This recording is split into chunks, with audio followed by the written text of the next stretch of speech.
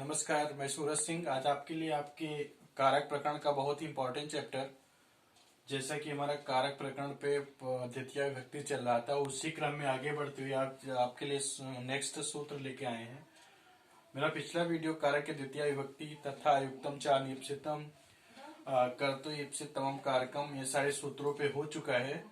तो उसी क्रम में आगे बढ़ते हुए आज आपका नेक्स्ट सूत्र है अकथितम च। आज हम लोग व्याख्या जो करेंगे अकथितम च सूत्र की व्याख्या करेंगे। अकथितम च क्या होता है, इसकी परिभाषा क्या होती है, इसके अंतर्गत कैसे हम क्रिया को कर्म संज्ञा देते हैं, ये सारी चीजें बताई जाएंगी। तो आप सभी से मेरा रिक्वेस्ट है कि मेरे इस वीडियो को लास्ट तक अच्छे से देखना, जिससे आपको अच्छे से अच्छे समझ में आ सके और आप इस वीडियो से लाभ प्राप्त कर सकें तथा संस्कृत भाषा के ज्ञान को, इस व्याकरण के ज्ञान को आप जन जन तक पहुंचा सकें, जिससे ये विस्तार रूप ले सके। तो आइए हम लोग आते हैं अकथितम च सूत्र के बारे में। अकथितम च सूत्र क्या कहता है कि अपादान इत्यादि के द्वारा, यहाँ पे देखिए लिखा हुआ है अकथितम च यानी अपादान इत्यादि के द्वारा अविवक्षित कारक अकथित कर्म कहलाता है।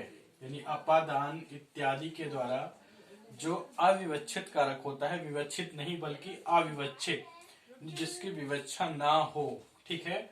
तो अपादान इत्यादि के द्वारा अविवक्षित कारक अकथित कर्म कहलाता है। ये आपका सूत्र है अकथितम च। ये कह रहा है कि जो अपादान इत्यादि के द्वारा अविवक्षित हैं कारक हैं, उनकी अकथित से कर्म संज्ञा होती है। तो जैसे ये सूत्र कहाँ पे लगता है, कैसे लगता है, इसको हम लोग समझाने का प्रयास करेंगे। तो एक क्रिया का, सारी क्रियाओं का एक संक्षिप्त संग्रह है, 16 क्रियाओं का सूत्र है। यहाँ पे लिखा हुआ है दुह याच पच दंड रुध प्रक्ष ची ब्रू सास जी मुषाम कर्म युग स्याद अकथितम तथा स्याद निह्री क्रिस वहाम। तो इस तरह से इसके अंतर्गत इस सूत्र में आपको 16 धातुएं मिलेंगी। दुह धातु है, याच धातु है, पच धातु है, दंड धातु है, रुद्ध है, प्रक्ष है, ची है, ब्रू है, सास है, जी है, मुस है तथा नी है, ह्री कृस वाह। ये 16 धातुएं हैं। इन धातुओं की जहां पे चर्चा होगी वहां पे इस कार्यक्रम में गिलाई गई धातुओं की अकथितम च सूत्र से, ये जो 16 धातुएं हैं, दुह याच पच दंड रुद्ध प्रक्ष ची ब्रू सास ची मुस नी ह्री कृस वाह, ये जो 16 धातुएं हैं, इनकी अकथितम च सूत्र से कर्म संज्ञा होगी। जैसे उदाहरण के लिए हम यहाँ पे समझा रहे हैं, लिखा है गाम दूध पया, यानी गाय से दूध को दूहता है। तो यहाँ पे से कारक लगा है, तो नियमता यहाँ पे अपादान के द्वारा पंचमी व्यक्ति का विधान किया गया था।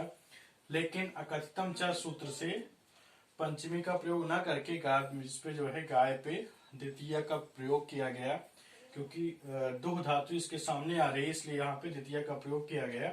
तो इसलिए इसकी कर्म संज्ञा हो गई। इसी तरह से वलिम याचते वसुधाम, यहाँ पे याच धातु आई है जो कि अकथितम च से कर्म संज्ञक है, इसलिए वलिम में भी कर्म संज्ञा का विधान किया गया।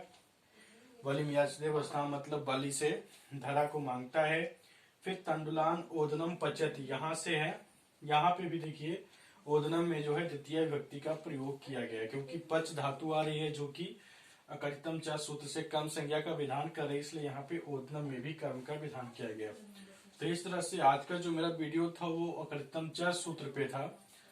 इस सूत्र में आपको यही बताया गया, अपादान इत्यादि के द्वारा अविवक्षित कारक को अकथित कर्म कहते हैं, और ये 16 धातुएं होती है जिसमें अकथित कर्म अकथितम च सूत्र प्रयुक्त होता है, और उससे उसकी कर्म संज्ञा का विधान होता है। जो धातुएं हैं दुह याच पच दंड रुद्ध प्रक्ष ची ब्रू सास जी मुस नी ह्री कृस वाह, ये कारिका है। इन कारिका में गिनाई गई धातुओं की अकथितम च सूत्र से कर्म संज्ञा हुई।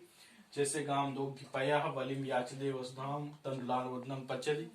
इसी तरह से 16 धातुओं के अलग अलग उदाहरण है, वो आपके बुक में आपको मिल जाएंगे। तो जो मेरा आज का वीडियो था बस अकथितम च सूत्र पे था। इसी क्रम में हम आगे भी आपको जो द्वितीय के अन्य सूत्र के वीडियो हैं, सूत्र हैं, उसकी व्याख्या भेजते रहेंगे।